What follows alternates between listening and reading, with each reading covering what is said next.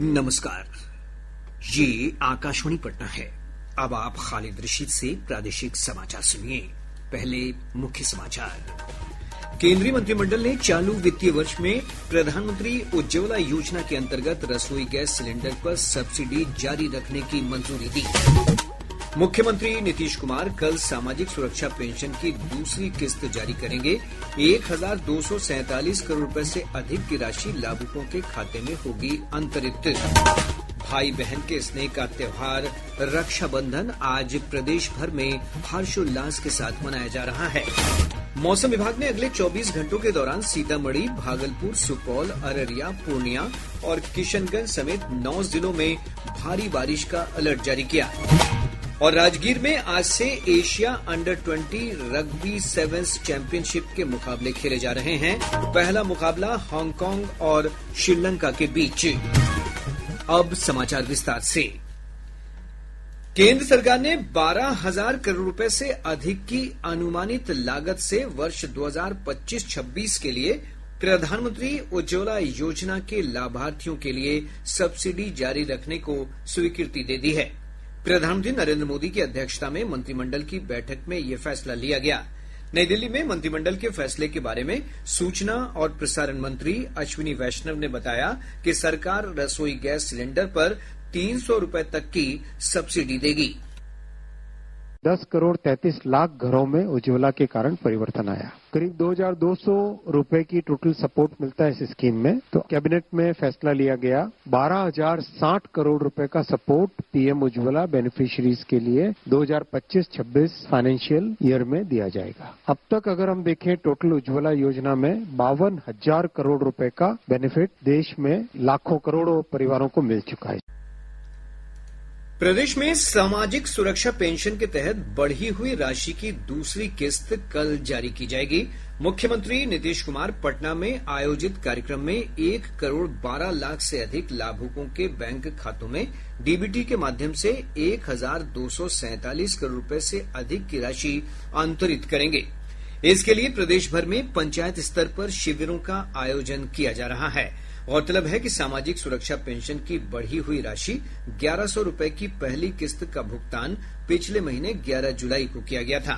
सामाजिक पेंशन योजना के तहत 6 प्रकार की पेंशन दी जाती है। रेलवे ने 4.5 किलोमीटर लंबी मालगाड़ी रुद्राष्ट्र का सफल परीक्षण कर एक बड़ी सफलता हासिल की है। रेल मंत्री अश्विनी वैष्णव के अनुसार यह एशिया की सबसे लंबी मालगाड़ी है। परीक्षण के दौरान इस मालगाड़ी ने उत्तर प्रदेश में चंदौली के गंज ख्वाजा रेलवे स्टेशन से झारखंड के गढ़वा के बीच की 209 किलोमीटर की दूरी 40.5 किलोमीटर प्रति घंटे की रफ्तार से 5 घंटे 10 मिनट में तय की। इस ट्रेन में 7 इंजन और 345 वैगन लगे हैं। प्रदेश में अस्थायी कामगारों यानी गिग वर्कर्स के हितों की रक्षा के लिए बोर्ड का गठन किया जाएगा। श्रम आयुक्त राजेश भारती ने बताया कि इस बोर्ड के माध्यम से कामगारों की सामाजिक और आर्थिक सुरक्षा सुनिश्चित की जाएगी। उन्होंने कहा कि इस संबंध में इंटरनेशनल जस्टिस मिशन IJM और इंडस एक्शन इनिशिएटिव के साथ श्रम संसाधन विभाग ने 2 समझौता पत्र पर हस्ताक्षर किए हैं। गौरतलब है कि विधानमंडल के मानसून सत्र में कामगार बोर्ड के गठन के लिए विधेयक पारित किया गया था।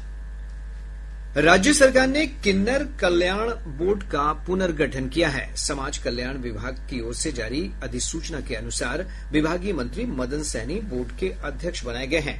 वहीं समाज कल्याण समेत 21 विभागों के सचिव इसके सदस्य होंगे। इसके अलावा ट्रांसजेंडर अनुप्रिया सिंह, अद्विका चौधरी, संतोष कुमार, साजन कुमार और बबली किन्नर समेत 7 गैर सरकारी सदस्य बनाए गए हैं। बोर्ड के सदस्यों का कार्यकाल 3 वर्ष का होगा। केंद्रीय माध्यमिक शिक्षा बोर्ड CBSE ने झारखंड को पटना जोन से अलग कर दिया है। वर्ष 2026 में होने वाली 10वीं और 12वीं बोर्ड की परीक्षा अलग अलग जोन स्तर पर आयोजित की जाएगी। शैक्षणिक सत्र 2025-26 की बोर्ड परीक्षा में पटना जोन में केवल बिहार के विद्यार्थी ही शामिल होंगे।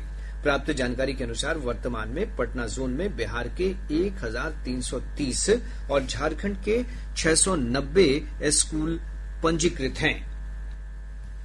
भाई बहन के स्नेह का त्योहार रक्षाबंधन आज प्रदेश भर में हर्षोल्लास के साथ मनाया जा रहा है। ये राखी बंधन है ऐसा, ये राखी बंधन है ऐसा, ये राखी बंधन। इस पर्व पर बहनें अपने भाइयों की कलाई पर रक्षा सूत्र बांधती हैं और उनके अच्छे स्वास्थ्य तथा खुशहाली की कामना करती हैं। वहीं भाई अपने बहनों की सुरक्षा और उन्हें सहयोग का संकल्प लेते हैं। इधर रक्षाबंधन के अवसर पर राष्ट्रपति द्रौपदी मुर्मू, प्रधानमंत्री नरेंद्र मोदी, राज्यपाल आरिफ मोहम्मद खान और मुख्यमंत्री नीतीश कुमार ने देश और प्रदेशवासियों को बधाई और शुभकामनाएं दी हैं। वन विभाग रक्षाबंधन के पर्व को वृक्ष सुरक्षा दिवस के रूप में मना रहा है। इसके लिए वृक्षों को रक्षा सूत्र बांधकर जीवन भर सुरक्षा का संकल्प लिया जा रहा है। इस मौके पर आज पटना स्थित इको पार्क में मुख्यमंत्री नीतीश कुमार वृक्ष को राखी बांधकर पर्यावरण संरक्षण का संदेश देंगे।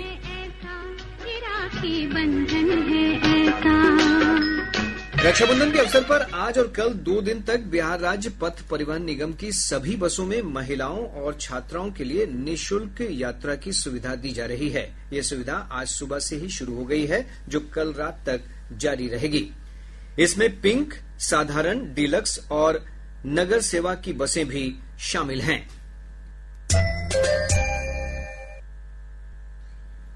प्रादेशिक समाचार आप आकाशवाणी पटना से सुन रहे हैं। ताजा समाचारों के लिए आप हमारे एक्स हैंडल AIR_News_ पर जा सकते हैं।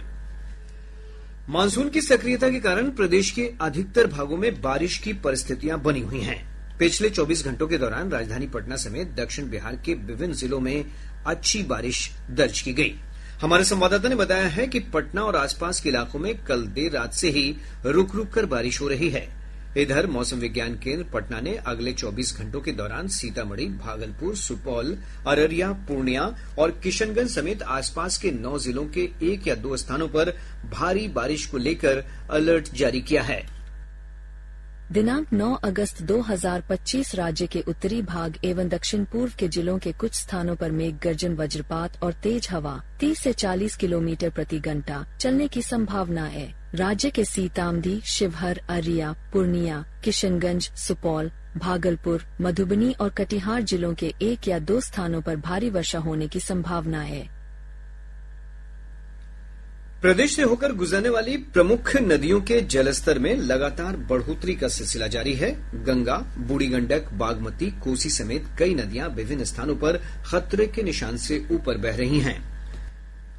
इधर नदियों में भारी उफान के कारण पटना, बक्सर, मधुबनी, शेखपुरा, खगड़िया और भागलपुर समेत कई जिलों में बाढ़ की स्थिति और गंभीर हो गई है।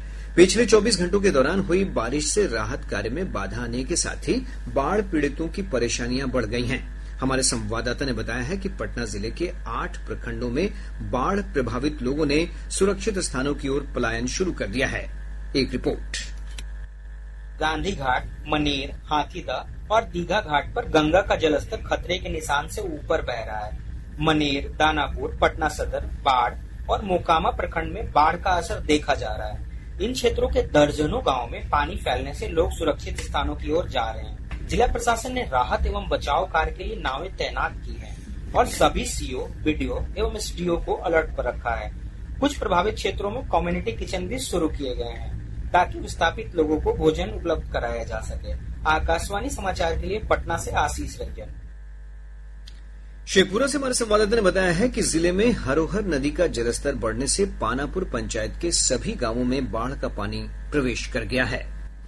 शेखपुरा जिले के घाट कुसुम्भा प्रखंड से गुजरने वाली गंगा की सहायक हरोहर नदी का जलस्तर लगातार बढ़ रहा है, जिससे प्रखंड क्षेत्र की पानापुर पंचायत के सभी गांवों में बाढ़ का पानी फैल गया है। सड़कों पर पानी चढ़ने के कारण आवागमन बाधित हो गया है। सैकड़ों एकड़ में लगी फसल भी पूरी तरह जलमग्न हो गई है। जिला प्रशासन की ओर से बाढ़ प्रभावित लोगों के बीच सरकारी नाव के माध्यम से पानी और अन्य आवश्यक सुविधाएं उपलब्ध कराई जा रही है। आकाशवाणी समाचार के लिए शेखपुरा से निरंजन कुमार। बक्सर से हमारे संवाददाता ने बताया है कि जिले में गंगा नदी के जलस्तर में लगातार हो रही बढ़ोतरी से दियारा इलाकों का मुख्य इलाकों से सड़क संपर्क भंग हो गया है। बक्सर जिले के ब्रह्मपुर प्रखंड के दियारे इलाके में गंगा के बढ़ते जल स्तर से उत्तरी इलाके में सड़क संपर्क भंग हो गया है। ब्रह्मपुर नदी जोड़ सड़क पर 2 जगहों पर पानी चढ़ जाने के कारण यातायात प्रभावित हो गया है। गंगा सहित धर्मावती नदी और गोकुल जलसाय में बाढ़ का पानी भरने के कारण क्षेत्र की 1 दर्जन गाँव का संपर्क प्रखंड मुख्यालय से टूट गया है। जिला प्रशासन की ओर से बाढ़ पीड़ितों की सहायता के लिए युद्ध स्तर पर कार्य किए जा रहे हैं। आकाशवाणी समाचार के लिए बक्सर से शशांक शेखर। भागलपुर जिले में भी गंगा के बढ़ते जलस्तर से कई प्रखंडों के दर्जन भर गांवों में बाढ़ का संकट गहरा गया है। इधर मुंगेर जिले में भी नदी के जलस्तर में वृद्धि के कारण निचले इलाकों में बाढ़ का खतरा बढ़ गया है। मधुबनी जिले में भूतही बलान नदी में उफान से इस्लामपुर, कालीपुर और घोघर डीहा हटनी सड़क पर बाढ़ का पानी फैल गया है। खगड़िया से हमारे संवाददाता ने बताया है कि जिले में गंगा, कोसी, बूढ़ी गंडक समेत अन्य नदियों के जलस्तर में वृद्धि के कारण परबत्ता, गोगरी, बेलदौर और सदर प्रखंड के कई पंचायतों और खगड़िया नगर निकाय क्षेत्र के वार्ड नंबर 30 तक पानी फैल गया है। अररिया जिले के सिकटी प्रखंड क्षेत्र के सतबैर गांव में वज्रपात की चपेट में आने से एक महिला सहित 2 लोगों की मौत हो गई, वहीं 3 महिलाएं झुलस गई हैं। ये सभी बारिश के दौरान खेतों में धान रोपनी का काम कर रही थीं। राजगीर खेल परिसर में आज से Asia under 20 rugby sevens championship के मुकाबले खेले जाएंगे। प्रतियोगिता का पहला मुकाबला अब से थोड़ी देर में हांगकांग और श्रीलंका के बीच खेला जाएगा। भारत चैंपियनशिप में अपने अभियान की शुरुआत पुरुष वर्ग में यूएई के साथ मुकाबले से करेगा, जबकि महिला वर्ग में भारत का पहला मुकाबला कजाकिस्तान के साथ होगा। आज प्रतियोगिता के लीग मुकाबले खेले जा रहे हैं। इधर प्रतियोगिता को लेकर स्थानीय लोगों में उत्साह को देखते हुए प्रवेश निःशुल्क कर दिया गया है। निर्वाचन आयोग की ओर से एसआईआर के दूसरे चरण की समीक्षा के लिए गठित पर्यवेक्षक दल के सदस्य नजमुल हुदा की अध्यक्षता में अरवल जिले में समीक्षा बैठक आयोजित की गई। अब पटना से प्रकाशित प्रमुख समाचार पत्रों की सुर्खियां। आज के सभी समाचार पत्रों ने सीतामढ़ी में मां सीता के भव्य मंदिर के शिलान्यास से जुड़ी खबरों को प्रमुखता से प्रकाशित किया है। दैनिक जागरण की सुर्खी है, पुनौरा धाम में मां सीता के मंदिर से मिथिला का भाग्योदय। हिन्दुस्तान ने गृह मंत्री अमित शाह के हवाले से इसी खबर का शीर्षक दिया है, घुसपैठिए विपक्ष के वोट बैंक। दैनिक भास्कर लिखता है, शिक्षा मंत्री सुनील कुमार बोले, TRE 4 के पहले STET संभव नहीं। और अंत में मुख्य समाचार एक बार फिर। केंद्रीय मंत्रिमंडल ने चालू वित्तीय वर्ष में प्रधानमंत्री उज्ज्वला योजना के अंतर्गत रसोई गैस सिलेंडर पर सब्सिडी जारी रखने की मंजूरी दी। मुख्यमंत्री नीतीश कुमार कल सामाजिक सुरक्षा पेंशन की दूसरी किस्त जारी करेंगे। 1247 करोड़ रुपए से अधिक की राशि लाभुकों के खाते में होगी अंतरित। भाई बहन के स्नेह का त्योहार रक्षाबंधन आज प्रदेश भर में हर्षोल्लास के साथ मनाया जा रहा है। मौसम विभाग ने अगले 24 घंटों के दौरान सीतामढ़ी, भागलपुर, सुपौल, अररिया, पूर्णिया और किशनगंज समेत 9 जिलों में भारी बारिश का अलर्ट जारी किया। और राजगीर में आज से एशिया अंडर 20 रग्बी 7 चैंपियनशिप के मुकाबले शुरू। पहला मुकाबला हांगकांग और श्रीलंका के बीच। इसके साथ ही आकाशवाणी पटना से प्रसारित प्रादेशिक समाचार का ये अंक समाप्त हुआ। आकाशवाणी पटना से अगला समाचार बुलेटिन दोपहर 2 बजे प्रसारित किया जाएगा। नमस्कार।